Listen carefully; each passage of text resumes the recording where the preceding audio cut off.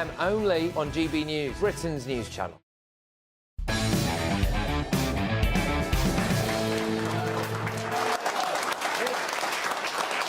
Welcome back to Free Speech Nation. Later in the show, I'm going to be turning agony uncle with the help of my panel, Leo and Paul. We're going to help you deal with your unfiltered dilemmas. So just email us, or message us rather, at gbnews.com/your say. Now, in a landmark case in Australia, Sall Grover's women-only app Giggle has been found to have discriminated against a trans-identifying male after he was barred from using the service. The judge ruled that Roxanne Tickle had suffered indirect discrimination, and Sall Grover was ordered to pay $10,000 and costs. I'm delighted to say I'm joined now by the CEO of Giggle, Sall Grover. Welcome back to the show, Sall, and I'm sorry about your loss here. Can you explain to us whether you were expecting this, or did this come as a great surprise? Hi, Andrew. And I always just anticipated the absolute worst because, I mean, we just live in such bizarre times, I think, that you kind of have to. However, because I've just always known that the case would go to the High Court, like because either I would appeal it or the other side would appeal it, I'm sort of not that shocked in that sense of I always knew that this was just part of what was going to be a long journey. Yes, now the judge actually said during the trial that sex was changeable and not necessarily binary. And this has caused some confusion because obviously sex is not changeable as a matter of incontestable fact. However, the defence of the judge is that, well, this is simply the law as it stands since the amendments that were made to the Sex Discrimination Act in 2013 by the then government. Is that right? Should we be blaming the judiciary or should we be blaming the former government of Australia?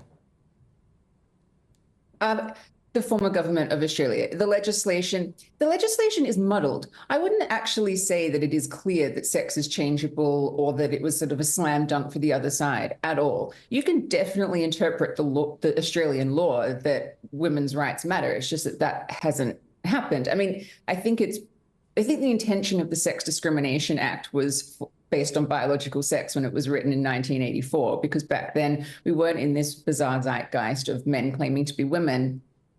But I think it's also worth noting that, having something ruled that sex is changeable. Now, obviously, that sex is not changeable. No, not human being has ever changed sex.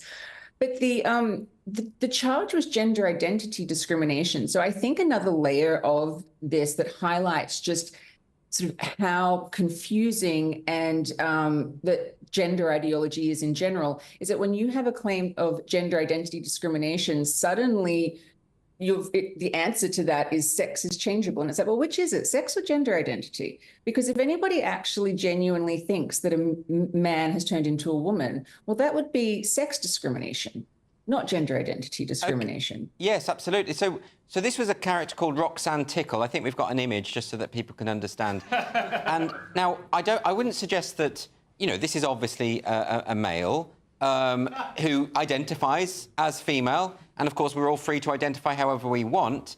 But I suppose we're not free, are we, to decide that we can go into women's spaces if we are men simply because we identify as women. Now, what I just want to know about this is, does this mean now that in Australian law, women are not allowed to gather by themselves, even if it's, say, a lesbian dating group? Correct. Yeah. Women cannot gather without the presence of men in Australia. We cannot... if a male person was to walk into a bathroom or change room, all he has to do is say, I'm a woman, and we literally have no right to say anything else to him. It's just off you go then. Obviously that's absolutely devastating.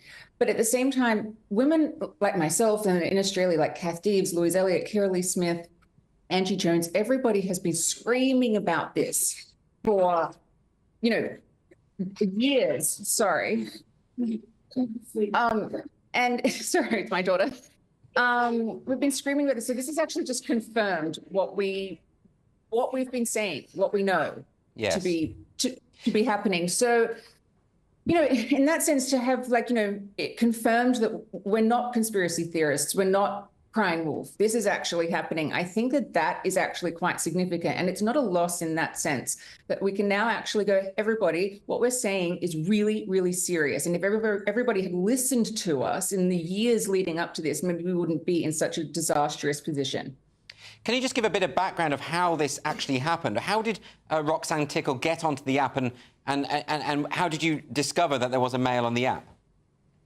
So men would attack the app daily. So a male getting on the app wasn't actually a unique experience at all. So we had AI to try and have a gatekeeping that would aid us in ensuring that the app was female only. Now, it's technology. We had it set to 94% accuracy. Of course, technology is not perfect. Some men passed through it. Doesn't mean that they're women. It's just technology is flawed.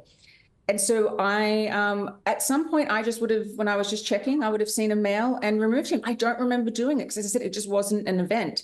And I just removed him on the basis of being male, which is correct.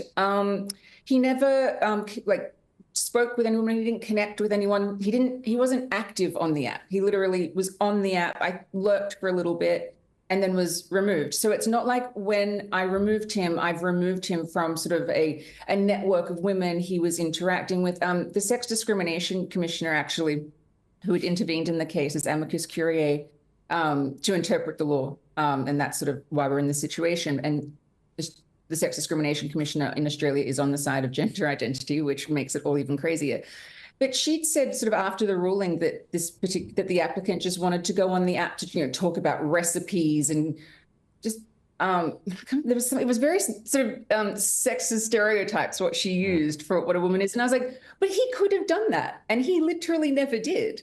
Right. He lurked and then he was removed. So I actually don't accept any of that. And this person has, I've obviously been, I have to pay $10,000 in part because I laughed at a meme in court. And then I've sort of been accused of, sort of harassment or damages or whatever it is. This person has stalked me online behind a block on Twitter for years. Yesterday, he mocked a media appearance that I did. I don't know this person. I wish him well. As you said, I think that anybody can identify however they want. It's just the moment that my rights are going to be removed because of this apparent right to identify, that's when I've got a problem with it. And I just think women and girls should have female-only spaces. That's all it comes down to. So I don't think I'm the controversial one here.